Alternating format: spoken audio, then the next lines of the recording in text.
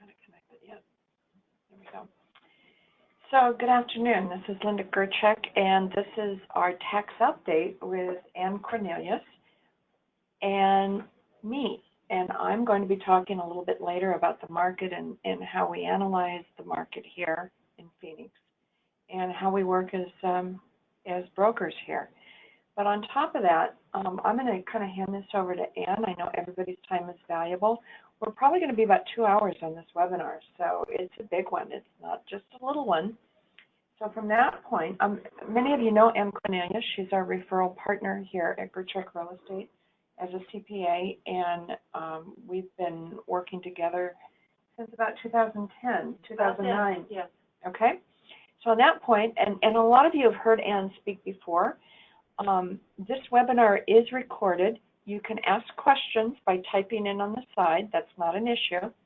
But on top of that, we're going to put this on the back side of our website, and if you want to see it or you want to go back to some parts of it, you need to register on the website, www.justsoldit.com. Many of you are registered, and then you need to find it. And I'll put it up there where you can see it, hopefully. So on that note, Ann? All right. Thank you, Linda. Okay.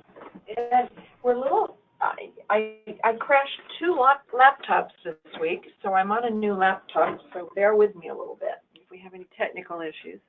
And it's not changing. And it was. Yes, it was changing.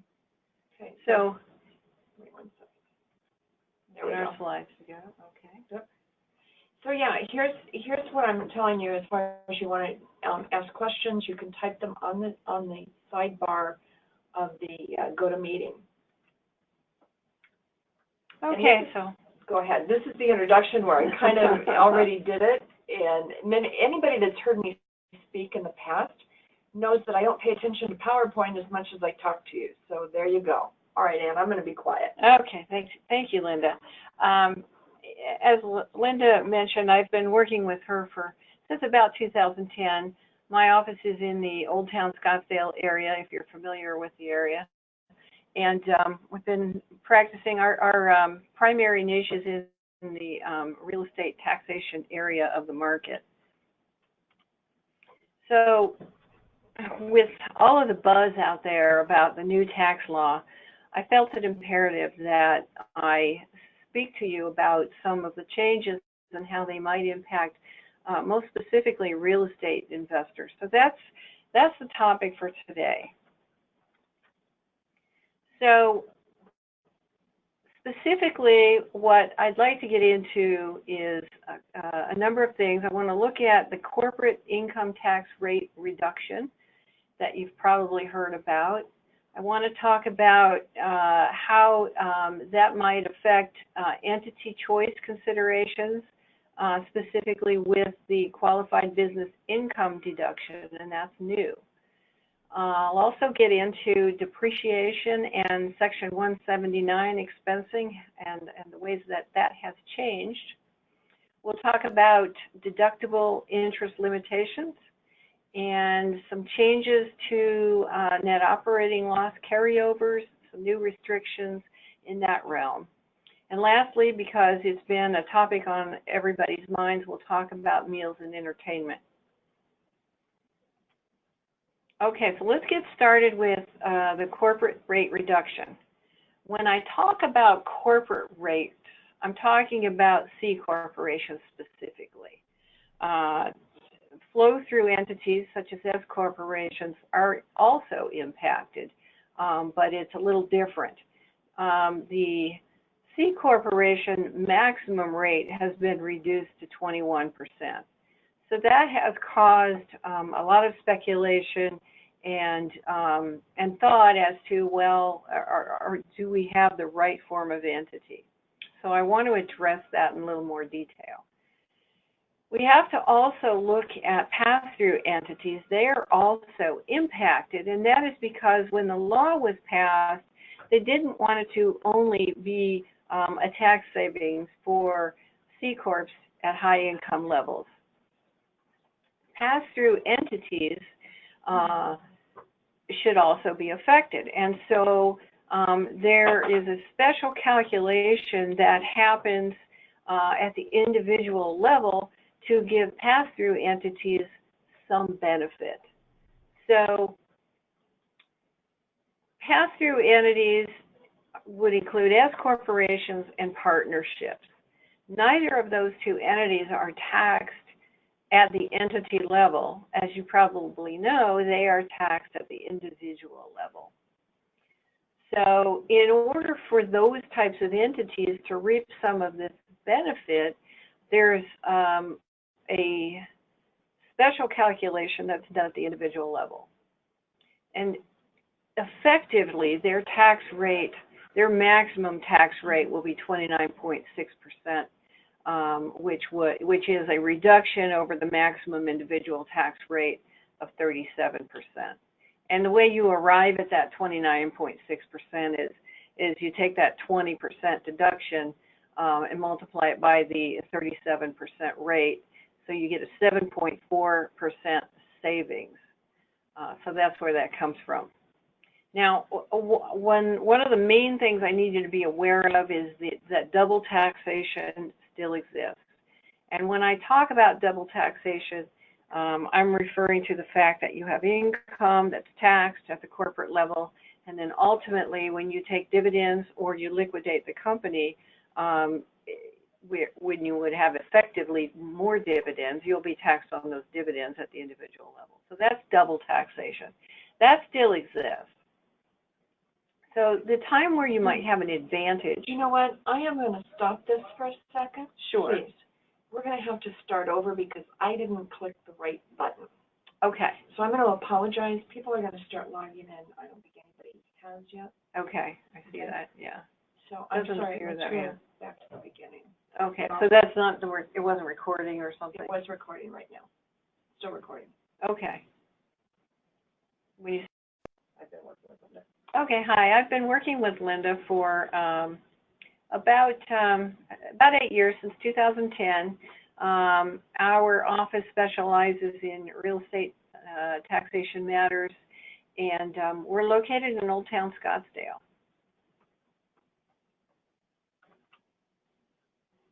Get the slide to move forward. Sometimes it works and sometimes it doesn't. Don't tell me that I've got a dead battery on my mouse. That would be my luck this week. I've had a tough week on closings. I don't think that's the issue. Yep. Try it again. Technology. Now it's going. I think you went 2. Use that. Okay. We Did got you it go set. too far? Probably. I need to throw some batteries in that puppy. There we go. Okay, now it's working. All right, so I want to talk today about the Tax Cuts and Jobs Act and how that specifically impacts real estate investors. The Tax Cuts and Jobs Act is the largest change in the tax law since 1986. So it's been many, many years since there's been this much change in what we're seeing and what we're going to see, mostly affecting tax years beginning in 2018. So specifically today, we'll talk about the impact for real estate investors. And I want to take a closer look at the corporate income tax reduction, and specifically with regard to pass-through entities. We'll look at some entity choice considerations that you may want to look at now in light of the corporate income tax reduction. And we'll look at the qualified business income deduction that is related specifically to pass-through entities. We'll talk about depreciation in Section 179 expensing and deductible interest limitations that are part of the new Tax Act. There are some changes to net operating losses as far as carryover restrictions and carrybacks. And lastly, we'll talk about meals and entertainment. Okay, so let's start with the corporate rate reduction. When I talk about corporations specifically, I am really referring to C corporations. C corporations are the only type of entity that's taxed at the entity level versus the pass-through entities. So the C corporations, their maximum tax rate has been reduced to 21%. So that's caused a lot of buzz and reconsideration as to whether they have the right form of entity set up currently or what type of entity to set up in the future. Pass-through entities, when I refer to pass-through entities, I'm talking about S corporations and partnerships specifically. Those are pass-through entities. They do not pay their own income tax at the entity level. The income is passed through to the individuals, and they pay that tax at the individual level on their individual tax returns. So when Congress enacted this law, it was their desire to reduce the tax not just for C corporations, but for pass-through entities as well. So they came up with a formula that allowed for a 20% deduction of that net income on the individual tax return. And what that effectively does is reduce the maximum individual rate from 37%, which is the new maximum individual rate, to 29.6%. And you arrive at that rate by just basically taking the 20%, multiply that by 37%, so you get a 7.4% reduction from the 37. And then I do want to talk about the double taxation matter, and that double taxation still exists, and that is something that is somewhat unique to C corporations. Double taxation is just simply you're first of all taxed on the income annually, and then if you retain capital in your corporation and later pay that income out in the form of dividends, or you subsequently liquidate the corporation, you will pay tax at that time on that income again. And so that's why you have double taxation. That still exists. Congress did nothing about that. So you have to consider when does it make sense under the new tax law to have a C corporation now, whereas before you may not have. Now there is a significant rate reduction, however, double taxation does exist, so it makes the most sense when you have a C corporation that is trying to build capital.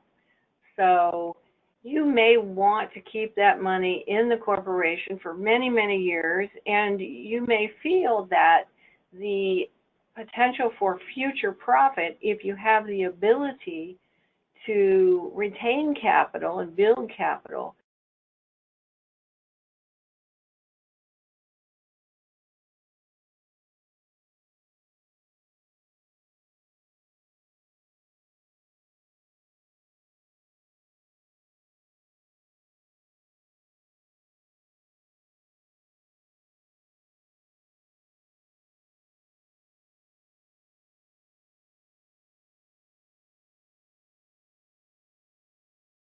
brand new laptop and I don't want to break it. No, don't.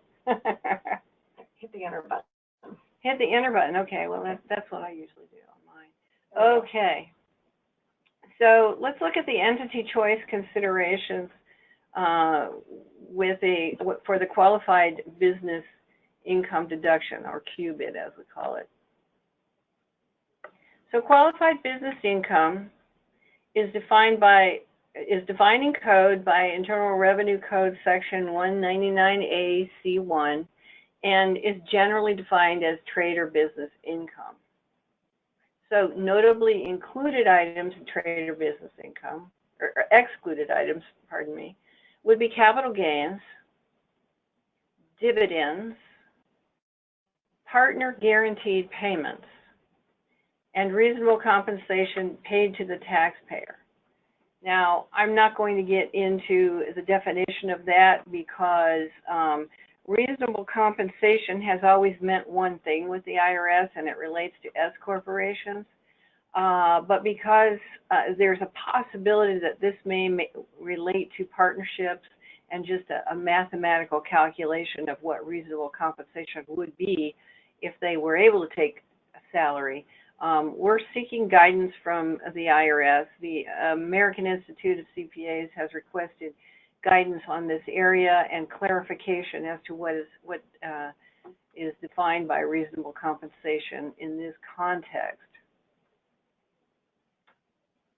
Okay, so here's some math, and I promise there'll be very little math here, but here's some math to kind of help you get a general idea of what the impact of the reduction in the corporate tax rate. So let's just use a basic, simple $1 million taxable income figure. This is before factoring in the state income tax and the qualified business income deduction. Let's say it's $1 million. The first column, I think our headings are a little off at this point, but the first column is the corporate calculation, and the second column is the pass-through calculation. The state income tax, let's just use 5%. So 5% of $1 million is $50,000. Now you may wonder why it's only $10,000 in the pass-through column.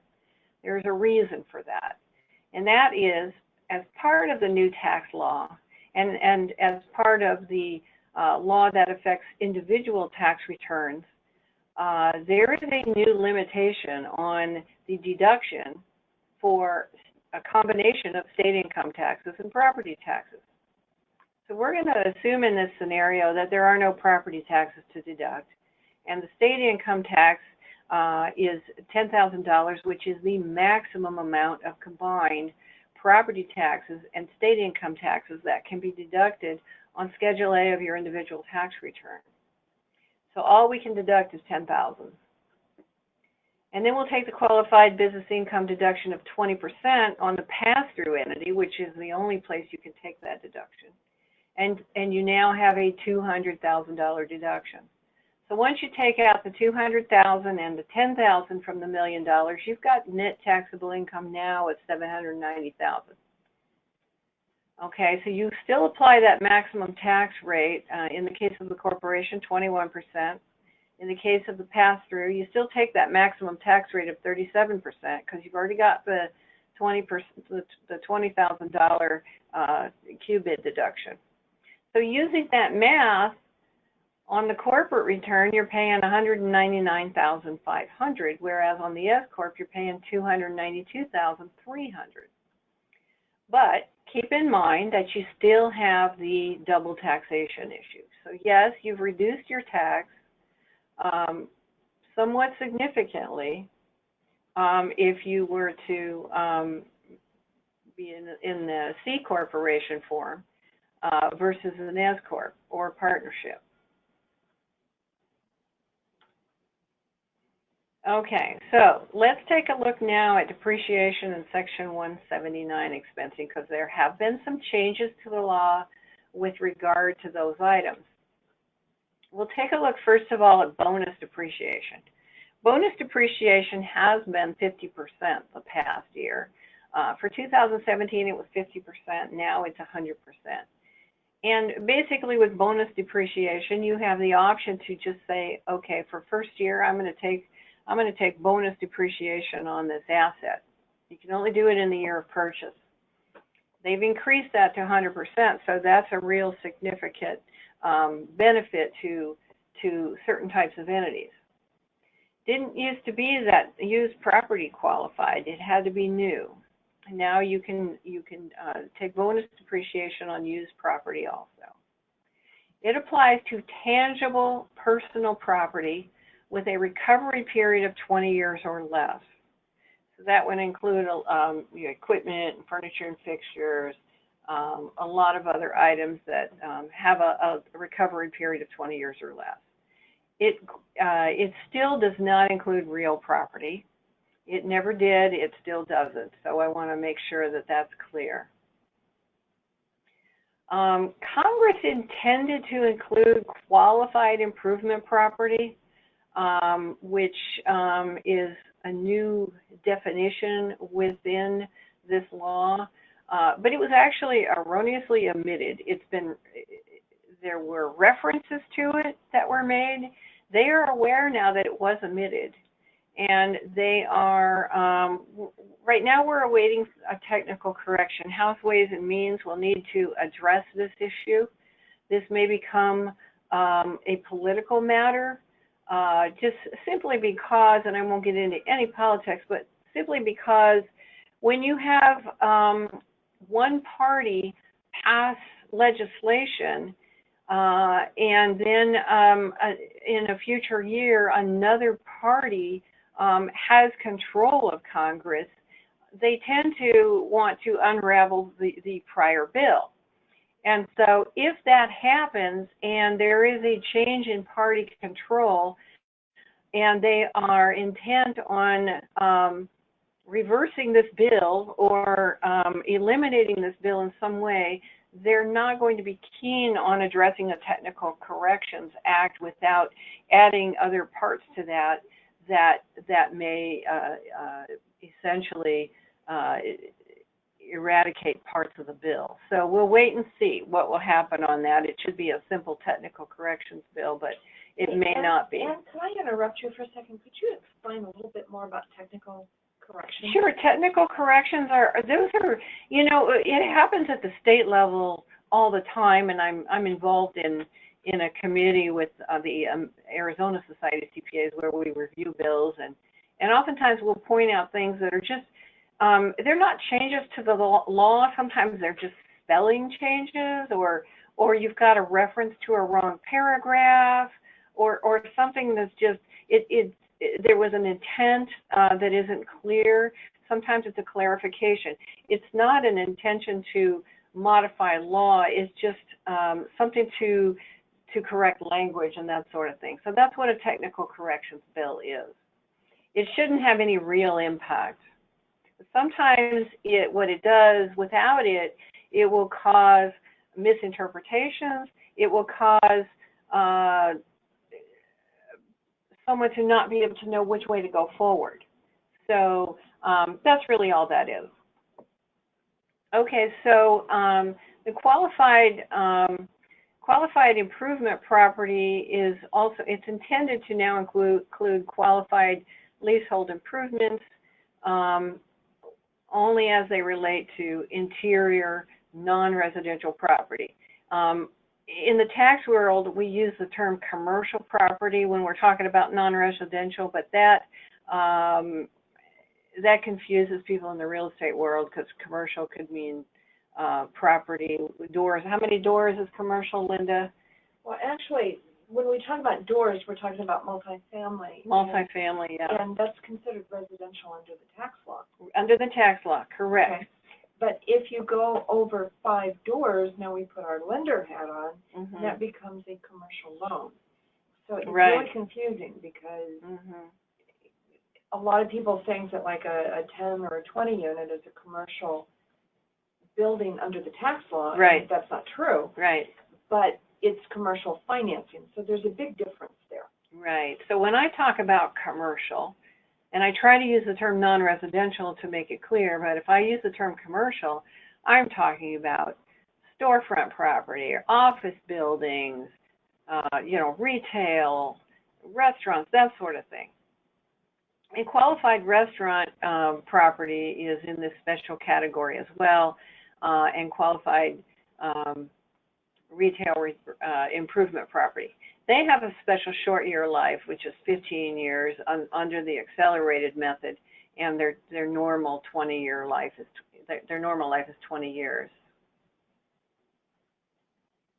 Okay, so I also want to briefly mention, and here's the obligatory fast car picture. I also wanted to briefly mention that luxury auto limits have increased. It used to be that the IRS considered a luxury car to be anything over about $19,000. Now it's increased considerably. It's around 50,000, so it makes a lot more sense. And really what that means is if you've got a vehicle that is below the luxury auto limitations, you can depreciate it typically over 5 years if it's a business vehicle. Some exceptions for the personal portion of that, but if you have a luxury vehicle, you have strict limits on the dollar amount that you can depreciate from year to year to year, such that in some cases you may never be able to fully depreciate that vehicle before you get rid of it. So I did want to let you know that it's a lot more favorable now. So let's take a look now at 179. Section 179 expensing is a little bit different from bonus depreciation, but it allows you to expense certain capital assets in the year of purchase, and it has limitations on how much of your assets that you purchase in a given year you can take this election on. But that amount has increased to $1 million. So you can have $1 million of assets that you purchase in a given year that you can actually expense in that year. Now, if you've purchased more than $2.5 million in assets, you begin to have a phase out of how much of that you can depreciate, that you can expense in a given year. And one thing with Section 179 that's different is you're limited to your taxable income. So you cannot take 179 expensing over and above the amount of your taxable income in order to create a loss. It's been expanded to cover qualified real property. This would be qualified real property is certain non-residential roofs, heating, ventilation, and air conditioning property, fire protection and alarm systems, and security systems. And these all relate to non-residential, that is, commercial property. Qualified real property now also includes QIP, which we talked about previously, non-residential improvements to the interior portion of the building. And after the original date of purchase, some exclusions would apply. So you say some exclusions would apply. Can you clarify that just a little? You know, I need to go back into my notes on that because I don't remember what all the exclusions are on that. Okay. So, but I'd be happy to clarify that later for you. Okay. Okay. It's been expanded to cover tangible personal property used in the furnishing of lodging, and that's been a little bit unclear. Lodging is usually defined as hotels and whatnot, so there's a question as to whether it would apply to rental property. Typically, lodging is not is separate from rental, so I think we're talking about but hotels. Here's kind of a hot question. What about Airbnb? Well, and that's what I was just about to say. Okay. It may be, it's possible that it may apply in the case of Airbnbs. From the tax perspective, we're talking, usually those are vacation rentals, and vacation rentals have their own set of limitations as far as deductibility of depreciation and whatnot. So it may apply, but then it may not be of benefit. With regard to Section 179, there is a possibility that the states may choose not to conform to the federal tax law. We see that with Arizona. It happens with other states. They have to look at the revenue impact from their own perspective and how conforming to federal law would impact the state's revenue. And I will also add to that our state, with regard anyway to Arizona, I can address Arizona. Our state doesn't typically conform until well into the following tax season. So we are likely not to see the conformity bill pass until sometime during tax season, February, March, and possibly even as late as April.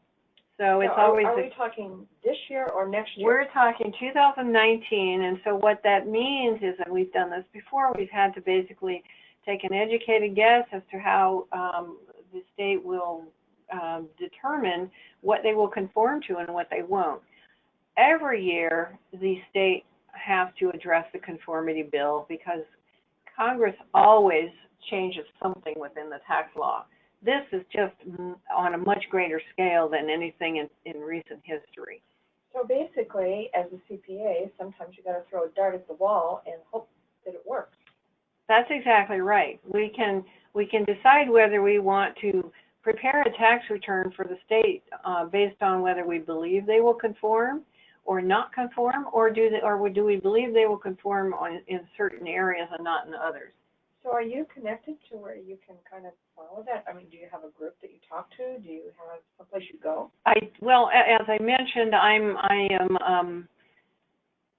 serve on the tax legislation committee of the Arizona Society of CPAs. We are tasked with monitoring legislation, which happens to be during tax season, because that's when the legislature is most active, and that's when they are addressing these things. So we are constantly, between doing tax returns, we are constantly monitoring legislation to see what's going on. Oftentimes there's more than one bill out there, and we have to determine which one's more likely to pass versus another, and whether the two will merge together. So it's fun. How fun is that? Well, You're yeah. staying up 20 hours a day doing tax returns, and now you've got to figure that out. Absolutely. Sounds like my job. It's all kinds of, it's all kinds of fun, but we do what we have to do. So we'll see. We'll wait and see what happens, but it's not likely we'll know anything at the state level for quite some time. Okay, so we talked about bonus depreciation, and we talked about Section 179 expensing, so let's do a little quick comparison. Bonus depreciation doesn't have any purchase limits. I mentioned with Section 179, it's 1 million of purchases, and it's phased out at 2.5 million. So bonus doesn't have any of those limitations. Trusts and estates, they can take bonus depreciation, but they can't take Section 179. Some assets are eligible for 179, but not for bonus depreciation. An example of that would be that list of non-residential building systems, so the air conditioning, etc. So we're talking about chattel. Yeah, basically. Cost segregation. Right. Okay. Absolutely. And since you brought up chattel, and I don't remember if I put that in the slide. I guess I don't think I put that in there. But this would lend itself to really taking a closer look at cost segregation. Yeah, so the CCIM spreadsheets that I use probably are going to change completely after this. They might. I mean, cost segregation is still, in many cases, a good idea, depending on what you've got in that property. But I think it's even more significant now. And cost segregation, for anyone who isn't familiar, simply means that you buy a property, and let's say it is a fourplex, and it's got 4 refrigerators and 4 stoves and et cetera, et cetera, et cetera. 4 kitchens. Yeah, and so it's got 4 of everything, and maybe it's 8 or whatever. But if you don't do a cost segregation study, you are essentially depreciating everything. In the case of a residential property, you're depreciating that property over 27.5 years. Well, if you do a segregation and you segregate out some of the smaller assets, the fixed assets, the furniture, the appliances, special lighting fixtures. I've done a separate talk on this subject, but if you take those items out, on our website. Under the lunch and learn. Okay, so that's on the website also. You can go back and refer to that.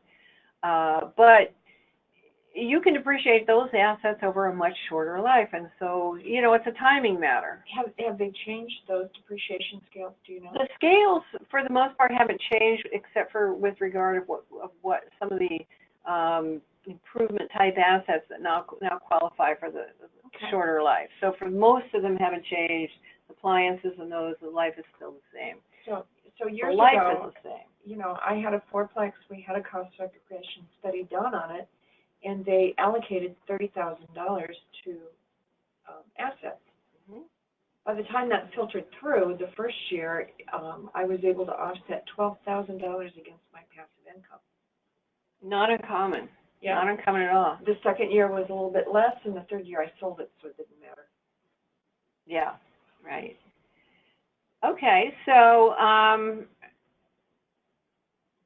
another difference is Section 179 can be used on an asset-by-asset basis, whereas bonus depreciation is elected on each class of assets. So let me give you an example.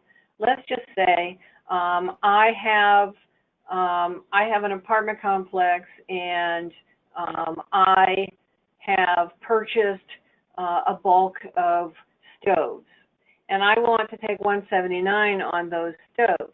Well, later in the year, I buy the refrigerators, and I say I don't want to take 179 on the refrigerators. Well, you can do that. Sometimes people will do that because, as I mentioned, you don't want to, you have no benefit of taking Section 179 depreciation to over and above your profit in order to reach a loss. So this is mostly for large investors, not our mid-sized or small investors. Is that what I'm getting? Yeah, I mean, a lot of the smaller investors, Section 179, there's really no benefit to that because you may have a rental property that you're taking the normal depreciation on, and that normal depreciation, while you may have positive cash flow, that normal depreciation is already giving you a net tax loss. So taking 179 really it doesn't help you. There's no reason to do it. The 179 that you can't use just keeps carrying forward, and you just have more carryovers. So there's really no use in that. But with bonus depreciation, if you decide you're going to take bonus depreciation on all your stoves, then you also need to take it on all of your refrigerators because they're in the same asset class of furniture and fixtures. So it doesn't give you a choice to split it up. You can't split it out. You can't split it out between. You have to do it on all of the items in that class. Okay. So if you've got furnished units, then that's also going to include your sofas and your beds and everything else in that class. Again, does that come back to Airbnb then? Yeah, I mean the same would apply with an Airbnb. It's all the same. They have the same class. It would also apply for assisted care, which is something that we work in a lot. Yes, assisted care. It would pertain to them as well. Okay. Okay. And the last assisted care that I helped furnish was about $150,000 to furnish it. So there's a chunk. That's a huge chunk. Yeah. Mm-hmm. And now, when you're buying things separately, going back to cost segregation, those items are already segregated out. When you buy the property, and then it's easy. But the cost segregation is going to be something to take a look at when you buy a property and it's already furnished, or even it may even just have a lot of nice fixtures in it, or just appliances. Yeah, so something to look at. Okay. Now, state income tax laws. If they're going to conform to either one or the other of these methods, they're more likely to conform to Section 179, but not bonus depreciation, because there are no caps on bonus depreciation. So they have a greater risk in revenue loss there. So, but again, we have to watch and see what happens. Okay, another area that has been impacted by this new tax law is the ability to deduct interest expense. And the interest expense a business can deduct is now limited to the total of the following. The business interest income for the year, so let's just say you also had a little bit of interest income. It might just be from, savings or something. Or maybe you have some property that rents out equipment or something, and so and you've got some finance charges related to that.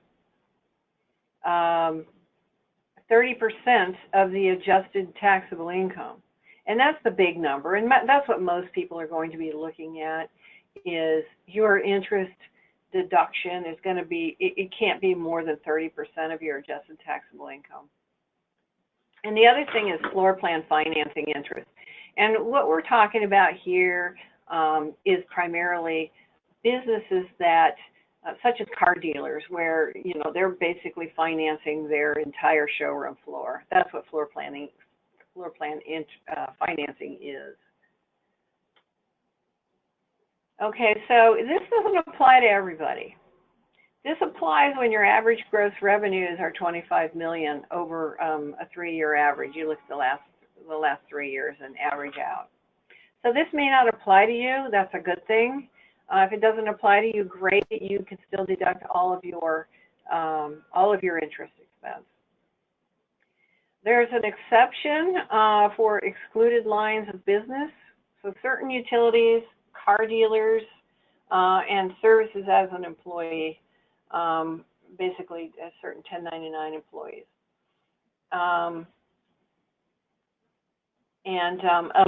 Electing, you can elect, if you're a farming or a real property trade or business, you can opt out, but there's a cost. Now, again, keep in mind that this is only going to apply to you if your revenues are over 25 million. So without that, you don't have to worry about becoming an electing real property trade or business. And I'll talk about the cost on that too as we get to that. Now, excluded lines of business cannot take depreciation, cannot take bonus depreciation. We talked about that already, bonus depreciation. An excluded line is where we refer to on that second bullet point there, we're talking about certain utilities, car dealers, etc. The farming and real property businesses, they're in a separate category. They are what are called the electing types of businesses. You know, they kind of have a choice. They cannot take bonus if they elect out. So whereas the excluded lines don't have a choice, the electing types of entities, they can opt out, and if they opt out, then no depreciation. No bonus depreciation, I'm sorry. Okay, so what is an electing real property trade or business? Development or redevelopment, construction or reconstruction, businesses that do real property acquisitions, conversions, rentals, operations, management, leasing, and brokerage trades or business. But again, I want to be clear that if you don't have 25 million in revenues, none of this is going to matter. Okay, so let's talk about that election. If you make the election to opt out, if you opt out, you'll still get to take all of your interest expense deduction. The trade-off is that you cannot use the accelerated depreciation methods for non-residential real property, residential real property, or the qualified improvement property. Well, that's a big chunk of where your depreciation is. The accelerated method on non-residential property is 39 years instead of 40. Not a big deal. We're changing it a year. Residential real property, we normally use 27.5. They'd make you use 30. Not huge. Qualified improvement property, which we already talked about, is where you're going to see the biggest change. If you make this election, you'll have to depreciate over 40 years instead of the new available 15-year life. And that is assuming that technical corrections bill does pass, because right now 15 years is part of that intended reduction. So what's really interesting here is that when we go to buy a property, one of the first things that we do before we buy is that I recommend somebody talk to Ann so that you understand with this level of investment, this is what we want to do. You know, I get that may not pass and stuff, but for most people, please don't glaze over on the eyes here. This stuff is really important because it's new, it's untried in the courts, it's untried with the IRS, it's untried. But you need to have somebody that is on the state legislation committee who stays abreast of this stuff, but also understands it somewhat. That is correct, and it's really all about planning. When you jump into this kind of thing, and you have decisions to make that they can have a major impact on your bottom line after considering the tax implications. So planning is crucial.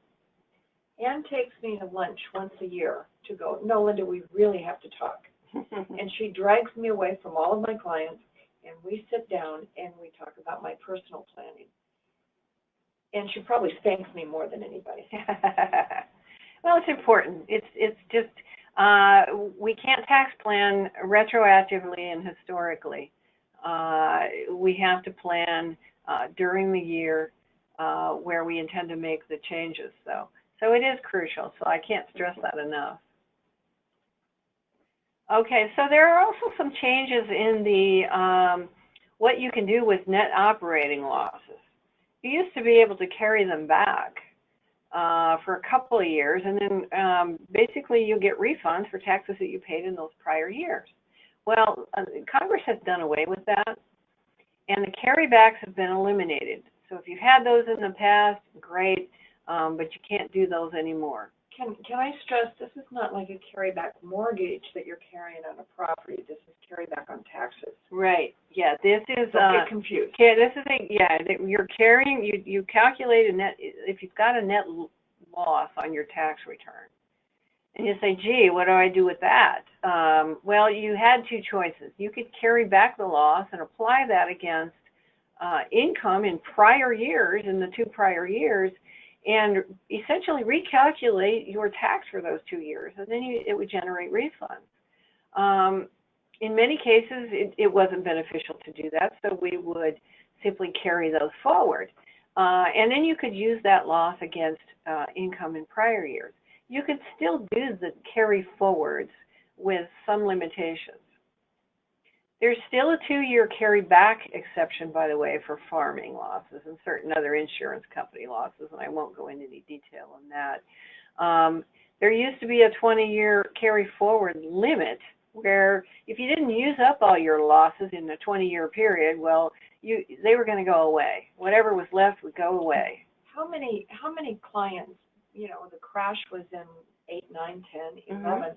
Sure. How many clients have a 20-year carryover, do you know? I mean, I don't have any that haven't used it up within a few years for the most part. I mean, let's say we're to go out of business, ultimately they've used it up. And some we've in the past have been able to carry back to the good years. We just can't do that anymore. But I see the losses usually get used up in time. But now that limit that 20-year limit's removed. So I don't know how much of an impact that's going to have on most companies because again, I've never seen anything go past 20 years is a long time. So lifting the limit, I don't think will be a major factor. One thing that I think is going to impact some people is that net operating losses right now in the new tax law, starting with 2018, they're only permitted to offset 80% of taxable income. It used to be 100%. So let's just say it's 2000 and you've got a loss in 18, you carry it forward to 19. In 2019, you've got income such that you can utilize all of your losses against that. Well, it's only going to let you use 80%, take 80% of your taxable income to use those losses. So basically, you're going to take 80% of taxable income in 2019, and you only get that much of your loss in that year. Now, the rest of it, you can still carry that forward. And each year, you do the same math. Each year, you do the same 80% calculation until you've used it up. And now you can go forward indefinitely. So basically, if your taxable base, please forgive me if I'm confused here. Mm-hmm. Your taxable base is $10,000, so you write off $8,000. You're still going to have to pay that $2,000. You'll pay tax on the 2,000. Got it. It's the income that's at 80%. That's 80% of that. Okay. So you'll pay tax on the $2,000. Whereas under the old law, you wouldn't have paid any tax. So you'll pay tax on the 2,000 in this example, and then you'll continue to carry forward the rest of that loss. I guess that starts putting money back on the table for the government. Well, yeah, it does. Yeah. It does. Okay. Mm-hmm. Okay. Now, all right, what's the one question that's on every business person's mind after TCJA, Tax Cuts and Jobs Act, which, by the way, is not the real name for this tax law. That's just what everybody refers to it as. The name is exceedingly long, and I don't remember it right now, and no one else does either. But everyone knows it as the Tax Cuts and Jobs Act because I think it was called that originally. And I get asked this question all the time: can I still deduct my business meals? It doesn't matter what industry you're in. That's the question I get because everybody's heard a little bit of buzz about that. So I do want to talk about it. First of all, Congress did leave alone travel meals. You can still deduct your travel meals. So keep track of those, but do segregate those out and indicate that those are travel meals. Entertainment is no longer deductible even at the 50%. So you cannot take a client to a ball game. You cannot take them golfing, et cetera, and get a deduction for that. They were very clear that you can no longer deduct entertainment. So that means we don't need to go watch the NFL not come out of the ball games. Yeah. Yeah. And it's been kind of, it's been unclear with regard to business meals. And the reason it's unclear is because there's a need for interpretation as to entertainment as it relates to meals. It can be a gray line between entertainment and non-entertainment when it comes to meals. If you go out to a very nice fancy restaurant, you order drinks, you're there half the day, some people would regard that as entertainment. If you go and have a quick meal and you talk about business, kind of hard to call that entertainment. Sometimes you don't even want to go to lunch with that person. And it's strictly business. So we are waiting for some clarification on that. My current recommendation is that if you want to take a client to lunch or dinner, and there's a real business benefit to doing so, then don't stop doing that. Continue to do that, and keep a record of the business purpose. What did you talk about? You need to still, even if it is determined that this is still allowed, it's going to need to have a business purpose, and it's going to need to be discussed at that meeting, and not something that you did before in your office and now you're just going to lunch. So keep records. We'll get some clarification on this farther down the road. From a financial reporting perspective, it's still an expense. It's just that we might have to add some of this back on the tax return. Okay, so just kind of a summary here. These are takeaways on this.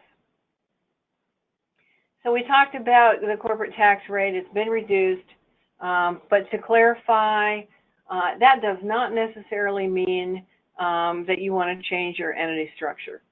You really need to take a close look at how this pertains to you specifically.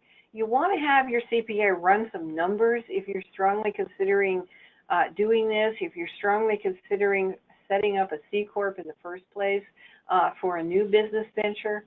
Don't do this lightly just based on some buzzwords about a reduced corporate tax rate. It really is an individual consideration, and you do need to run some specific numbers. We talked about some favorable changes to the depreciation laws And here, you know, I do want to mention it may make sense more so than ever to consider a cost segregation study. And one thing I have to tell you is that even the big hotels and stuff, they have people to do cost segregation studies that are amazing, but they're very expensive. We've got some local people here that will do the smaller units, you know, 10, 20 units, fourplexes. I've never had a client do under a fourplex, but if that's a case, in a cost segregation study or a chattel appraisal, same thing. It's not the appraisal of the property, it's the appraisal of the fixed assets. Okay, that's correct. That's correct. And then highly leveraged business, it might have reduced interest expense deduction, or if you decide to make an appropriate election, might lose the favorable depreciation rates. Highly leverages business. And then again, we're still talking 25 million or above. Mm-hmm. For all of these takeaways? No, just for the interest. That relates to the interest expense deduction. The 25 million and above guideline and limitation is on the interest expense deduction only. Okay. And then remember, there are restrictions on applying net operating losses. You can no longer, in most cases, carry them back. The carry forward limit has been lifted.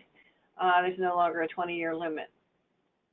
And most importantly, you can only, in a given year, take the net losses up to 80% of your taxable income in that year. Okay. Some meals and entertainment expenses are no longer deductible, but again, do business as usual and keep your receipts and document your business purpose. You know, either write it on your receipt or put it in your calendar and just keep those records. So here's what I do with my receipts. You know how receipts fade and stuff? Yes. Especially here in Arizona, we're 120 degrees. And yep, leave it in the car and can't read it the next day. So what I do, I make a copy of it, a hard copy of it. I write right across the piece of paper and I throw it in a file. And then at the, you know, I am January through December files for the year. I package those up, throw them in a box. They go up in my attic. They're there if I need them. But it's pretty easy to do it that way. Yeah, no, that's how I do it as well. And you know, receipts are on just kind of like thermal paper or something, and so obviously heat affects them. So that's the perfect way to do it. The sooner the better, because you might be making, if you wait too long, you're copying something that you can't read anyway. So that is perfect. And lastly, and I can't stress this enough, you know, talk to your CPA about these changes and how they might impact you and your business personally. It's well worth the time and the cost that may be involved in doing that, because you could save considerably if you make the right changes, or you it may be a case where you're planning to make a change and you're advised not to make a change, and you'll save that way. So keep all of that in mind. I've got my contact information up here. If you would like to talk to me further about some specific things, you've got some specific questions, feel free to call my office and we can schedule either in person or a telephone conference. I'm happy to speak with you and set you off in the right direction. And one of the things I'll say also, on our website, Ann is listed under our referral partners, gives you a little more information about Ann. If for some reason, you know, you don't write this down or something, call me later, I'll give it to you. Not an issue. So on that note, Ann, I'm going to thank you, and then I'm going to kind of take over so we can talk about the market in Phoenix. Perfect. And again, I can't stress enough, thank you for the time. And here we go for the second section. All right, thank you. All right, thanks, Ann. So everybody give me just a second to switch chairs here, and we're going to talk about the market. So we're going to start on the Phoenix market, and I want to say that for those of you who haven't met me in person or whatever, I'm Linda Gerchick. Get on my website, you can find out about my history, but the biggest thing is I return phone calls. So where do we start when we analyze a market? And it's pretty interesting. You know, I have clients that, and many of you call me and you say, well, Google said this, or Trillia said this, or Zillow said this, or Redfin, or all the other hundreds of sites out there. that's fine. That's a great starting point to figure out a market. However, all of these sites are just an overall demographic. They take the houses by the square footage. They don't care if they've been upgraded. They don't care if they've been downgraded. They don't do any of that. So you're getting a square footage average amount of value of property. A lot of real estate agents really hate these sites. I'm not sure I like them that much, but I think it's a great site. What I will stress, and stress over and over, no matter who you use as a real estate agent, you need to make sure that you have someone with local market knowledge. Not one of these sites are based in Phoenix, by the way. So I'm going to give you some really good sources for investors. These are sources that are open. Some of them you have to pay for, some of them you don't. And again, I'm talking about the Phoenix market. And when I talk about the Phoenix market, I'm talking about all the surrounding cities. So there's a company called IRR.com, IntegraRealtyResources.com. And they do a free publication, but this company is nationwide, and they track the top 50 markets in the United States.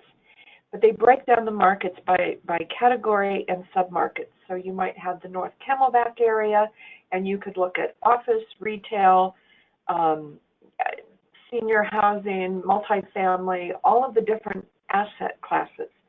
And they break them down and they study them by cap rates, by attrition, everything about it. I've used the View for the last 15 years, and I recommend this highly, that you sign up. They send you a link once a year where you can get in there. If anybody can read this whole thing, you must be an actuary, because, oh my gosh, yeah, I mean, it's detailed and it's specific. However, they do put a bell curve on the top 50 markets. It's pretty interesting to see where, high, low, where the real estate market lies. So that's pretty interesting there. There's another program called Rent Range, and this is for multifamily. People ask me, well, what should that property rent for? Well, Rent Range was started by a couple of guys in Texas, and I met them at a seminar in Atlanta one day, and they got tired because property managers, a lot of them don't belong to the multiple listing services. A lot of them do not put their rents in the multiple listings. So you can't, as an agent, you can't go to the multiple listing service and say, hey, what's the average rent for a 2-bedroom, 2-bath, and in the zip code 85014. Rent Range, you have to pay. Anybody can sign up. It's much better than any of the other rental services out there. It's about $3 a report. Never pay for the advanced report. You put $100 in and you get so many tokens. So you can do a 2-bedroom, 2-bath condo, and that's where you would click for apartments, single family, whatever, and it'll immediately spit back a report, and it'll give you high range, low range, mid range. So that your C class might be your low, and the B class, we're going to talk about that in a few minutes, would be your mid range, and the A would be your high range. It also gives you Section 8, and it also talks about the area. So it's a great source for you to understand what your rental rates should be, okay? Doesn't mean that's what they are, it's what they should be. And it's really funny, every time I go to a good property manager and I go, hey, what should be the rent with that? And I go, hey, do you think it should be this? They don't know that I'm sitting there with a rent range often, and their numbers are almost identical to the ones that are on the Rent Range. It's amazing. And you can also, it's pretty interesting, you can run it for anywhere in the United States. So if you own properties in Texas, you can do that. If you own properties in California, you can do that. It's a good way also to check your property managers and make sure that they are getting the rates that they should get for the properties in that area. The next section that I'm going to give you is Elliot Pollock, and I've just misspelled his name on this, I think. But ElliotPollock.com, he is the leading economist on the Phoenix market. I subscribe, and it's free, but you can get into his website pretty deeply, and we'll log in here in a few minutes. But on Elliot Pollock, for example, I get a Monday morning update from him every Monday on the Phoenix market. And it's not just the Phoenix market, it's also our job growth. It's not just, rents and things like that, and it'll talk about various things, but it is a really good source.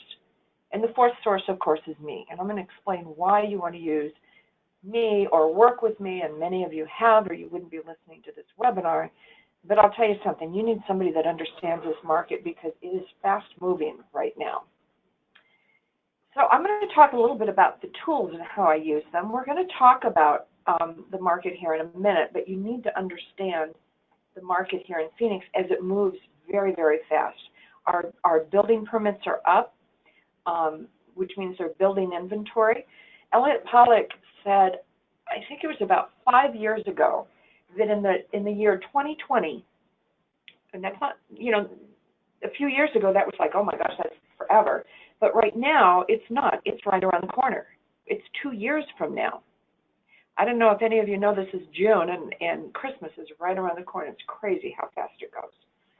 But what I will tell you is that Elliot said that we needed 535,000 more living dwellings here in Phoenix.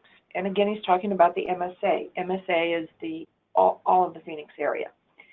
And in doing so, 65% of those needed to be single family. 35% of that number needed to be multiple family. And we are only producing about half of what we need here. And so that's one of the reasons why, and I'm going to show you a really cool thing on the way I study the market in a few minutes. So certainly I have the multiple listing service, and I can run a lot of things on the multiple listing service. Most of you are set up on a MLS auto feed. That just gives you, while you may not want to buy those properties, it gives you the opportunity to look at those properties and understand where the movement of the market is. LoopNet, okay, so LoopNet is kind of like Zillow, but commercial, okay? It gives you an idea. It's open to the public. However, unless someone is subscribing and paying to put their property up there, which I do, so if you're listing with me, your properties go up on LoopNet. The point is, it's been changed recently. So you can't just put a property in and hope everybody sees it, all the people that log into LoopNet. Many investors, this morning, I got 3 inquiries on LoopNet on properties. I haven't answered yet because I've been preparing for this. However, LoopNet is, again, kind of a general overview. Consider that Zillow for commercial real estate. Okay? Let's talk about CoStar for a minute. And I'll get into this a little bit. But CoStar, consider that the multiple listing service for commercial agents.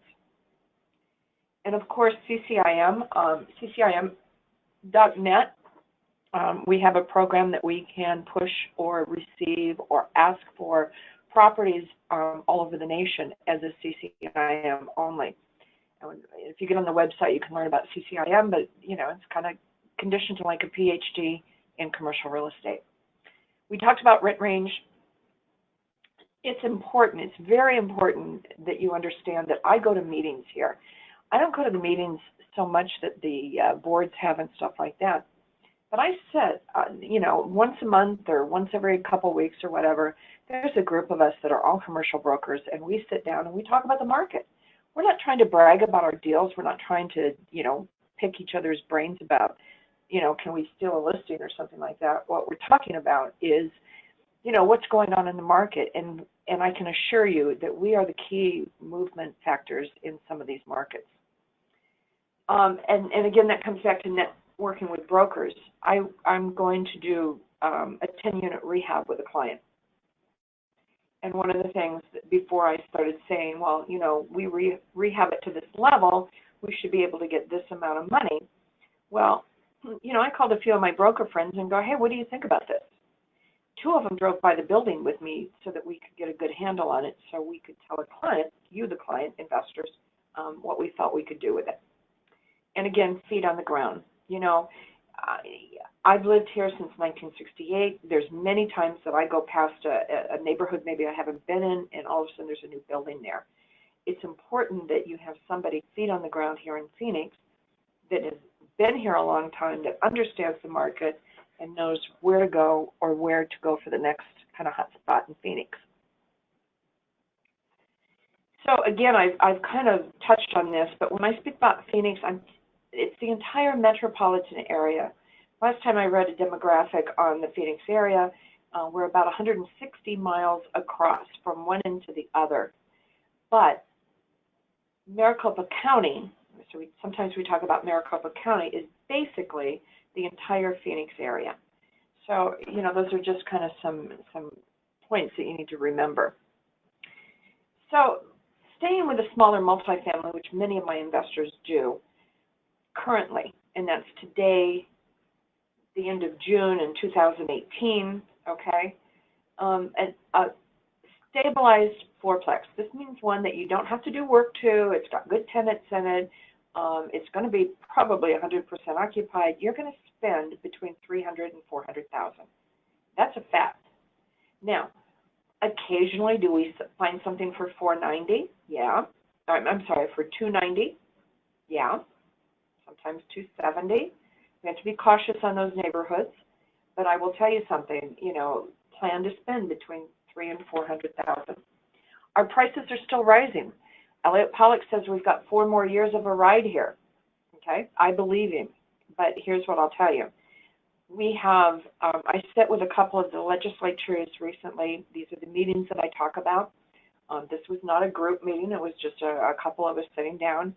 And one of the gentlemen that I sat with was a West Phoenix legislation person, but he's head of the Jobs Committee for the state of Arizona.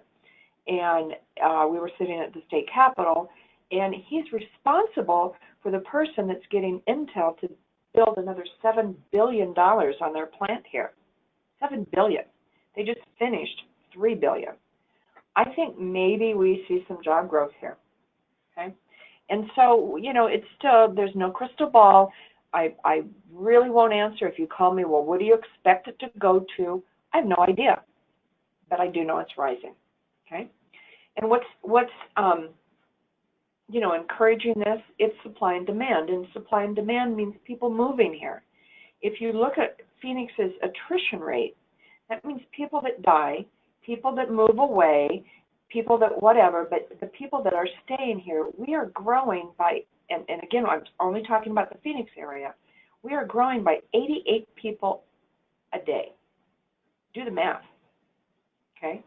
Thank God that our government here has had the foresight to, we've got pretty good infrastructure here. All of you probably know Tom, and if you don't, he's my other half. He works at Boral Roofing, which is across town, okay? And he goes back and forth to work. A traffic jam slows you down to about 20 miles an hour here. This is not like some of the other cities. We've got great infrastructure here to handle the people moving here, okay? And they're moving here because we have jobs and we have a low cost of living here. Interest rates, you know, that's driving supply and demand. People are trying to buy quickly right now because they're afraid of what interest rates are. You know, those of us that are a little bit older, these interest rates have been so abnormally low for a normal growth that we've all taken advantage of it, and we're all spoiled. And the younger generation has never seen the higher interest rates. But a normal interest rate in a normal economy is you know, 7%, and we're not there yet. Warren Buffett says that if you buy a property and your cap rate is lower than your interest rate, you're going to make money every time. That's a direct quote from one of his books. So I'm gonna jump off of this PowerPoint and open up my screen here, and I'm going to log into a couple of products here. Armless is our multiple listing service. They also offer, you know, most agents pay I think it's $300 or $350 a year to belong to Armless. I just wrote a check, so I know that it was over $1,000. And Ann sitting here will see the receipt come through on my checking account at some point. But I will tell you that they've just opened up and they're offering these advanced search engines. So I can go in and really get a handle on what's going on with the multiple listing stuff. And that cost me $600 or $700 more than the average broker or agent. CoStar. I personally write a check for $816 a month to CoStar. People go, oh my God, that's a lot of money. But you know what? That's why I'm valuable to you. I'm going to log into CoStar here, and we're going to talk about it. CoStar is one of the most amazing search engines. Escape button, right? There we go. So bear with me on opening all of this. I may have to log in again. Sometimes they make me, sometimes they don't. It's kind of interesting. I'm going to go back to the beginning of CoStar here so I can show you how I'm filtering this. Anne is leaving. Okay, so I've got to log in again. Bear with me. CoStar is really interesting. I may have to go to my phone because every time you log in, no matter where I log in, it's not like I can give somebody my password. They actually text to my cell phone a login here. So bear with me while I do this. Okay. Let's see here. Sorry, I don't know why the internet here is being slow, but hopefully it'll kick in here. Let me shut off some programs. Maybe that helps. And it's not helping me here. There we go. Okay. So, well, it looks like it let me in here again. Don't know why. Don't ask. I just do it. So we're going to go to markets and submarkets here. And what I'm showing you and what I want to show you here is how you know, if we're talking what part of Phoenix is growing, I can certainly help you here. So I'm going to go to the Phoenix Metro. That's the MSA. So if you see here, it's this entire area that's highlighted that we can search. So if you're talking about Casa Grande, if you're talking about Red Rock, if you're talking over on the west side, Wintersburg, which is out by the nuclear plant, all of these things I can research here. Okay, so that's the first filter we're going to put on. The second one here, I'm going to look at multifamily, but you can see from the drop down that we can do office, industrial, retail, whatever you're interested in. Okay. The submarkets is what I've clicked here, and that's going to click on. Here you see the submarkets here that we're looking at. So I can look at any of these, or I can compare them to each other. I could compare North Phoenix, which is very close to North Scottsdale, as two different markets for your investments. Up here we have stars, and because most of us invest, because we make the most money in C class, I'm just going to punch the middle star. But as you can see, I could punch this is B class, or I could even punch A class. And A class, of course, is almost institutional always. So I'm going to go back to the C class, and I've got to unclick a few things. All right. The other thing that we're going to do here, okay, so I've got the Phoenix Metro. I'm going to go into the comparison. Actually, I'm going to go into what we call CPA. I'm not sure what that means. Okay. And go away. All right. So here I can pick, for example, I have lots of clients that invest in North Phoenix. So we're going to look at the North Phoenix market right now. This is a 10-year projection. I don't know about you, but I don't know what 10 years means. I really don't know what even 3 years means at this point because we've got a very competitive market. So I'm going to go to 1 year. Okay. Now, the green mean that we're fine. We're hitting the median. Okay. Occupancy rate. If you look over here, I've got occupancy rate. Okay. Our occupancy rate on C-class buildings to date for a year, we're sitting at 95.98%. You know what? That is a 4% vacancy rate in C-class in North Phoenix. Let's suppose, if I can go to the submarkets here. There we go. This is really the one I was kind of looking for. So if we go to the submarkets, we've got about 20,000 units. We have 0 starting. Okay, that means no building permits, although I have a client that we're going to pull a duplex. And the average building units. I'm going to go back to the vacancy here. Okay, so this shows you historically vacancy rate, all of these things, absorption, net deliveries. Don't be confused by this, okay? Let's go back to the rent. I'm going to go back to, let's see if I get back here now, I'm sorry. Okay, I'm going to kick out of this. Again, CoStar just added a whole bunch of things in here in My rep has been in here on more than one occasion to teach me some of the new stuff. But every time I learn something, I go, man, is that cool? I want to do that. So I'm going to go back into the Phoenix market here. And we're going to go into the CPI. Okay. And again, I've got, this is Tempe to Phoenix, Phoenix Metro, submarkets. And we're going to go C-class. For fun, A-class. A-class is gorgeous, right? But you can see, and again, we're on a 10-year here. I'm going to bring it back down to a 1-year. Okay. So A-class, you see the vacancy up here is in red. That means it's below the median. And of course, A-class is much more expensive to live in. People, and this is Old Town Scottsdale. Okay. People ask me, why would you invest in Scottsdale? See all the reds? I'm not sure I would. And if you go down here, the 12-month sale price per unit, okay? Scottsdale's averaging per unit $337,000 per door, okay? Let's go just for fun, okay? Because people ask me, how much is stuff selling for, what, etc. Okay, now we're going to A-class in East Valley, Phoenix. You know why there's no data? Because there aren't any, okay? But for fun, I'm going to take it back to C-class, okay? So you can see here, C-class, this would be 48th Street in McDowell. I have clients that own property down there, okay? Again, we're sitting at a 96% occupancy rate. And price per unit, let's see where we at here. Price per unit is about $103,000 a door, okay? I happen to know a client that owns a 10-unit. We paid much less than that. I tried to tell them, I'm still telling them that I could sell that building for well over $1 million, and we might, who knows, okay?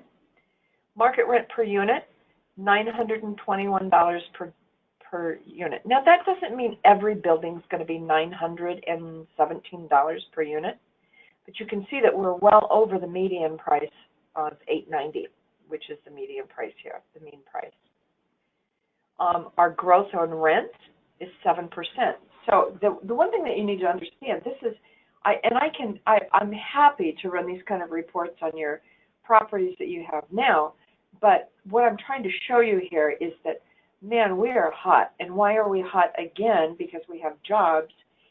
Tenants aren't moving much because at a 90, on this C-class in this submarket, there's less than a 4% vacancy. Where are they going to move? That would be the question.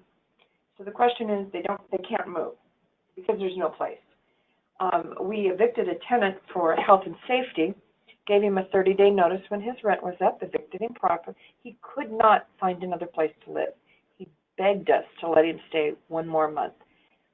This is down around Phoenix Children's Hospital, which would be Phoenix Central, I would think. Okay. So we go here. Let's see, I'm looking for a couple of other markets here. Whoops, sorry. There are 14 submarkets that they track. So let's compare here, okay? So here is all of the markets. Well, this is all of Phoenix, and all these lines would probably confuse everyone. Again, I've got to take it down to 1 year and my forecasting down to 1 year, okay? So 1 year history, 1 year in the future. The line down the middle is the current, okay? And let's suppose that we want to compare Tempe to Deer Valley, okay? Now, I can actually, and I'm still going to learn this, I can actually remove all the other lines. But again, I'm still looking for this. So Deer Valley is this turquoise line right here, okay? And it's running less than a 5% vacancy. Deer Valley is a hot area. But if I go to Tempe, we're running about a 6.3% vacancy. There's really not much difference in that. The other thing that I'll say, you know, our unemployment here is one of the lowest in the country. Again, because we have the jobs. We cannot find people. And I can assure you, the people that are out there not getting jobs are probably ones that I would not hire in my own office. So that may say something there. This vacancy may be buildings that you would not want to live in, because anything that's halfway decent comes back to, if you give a client, a tenant, a clean place to live, responsive property management, and a safe place to live, doesn't have to be the Taj Mahal, you will always be full, and this proves it. And go ask somebody if they can't even find a place to live. So you can see, I can compare, you know, I just threw the East Valley in there, which is running pretty close to the North Valley, okay? But the reason that we have these charts, again, this is a market update, it's pretty specific to the rental properties here, which is what we need to see.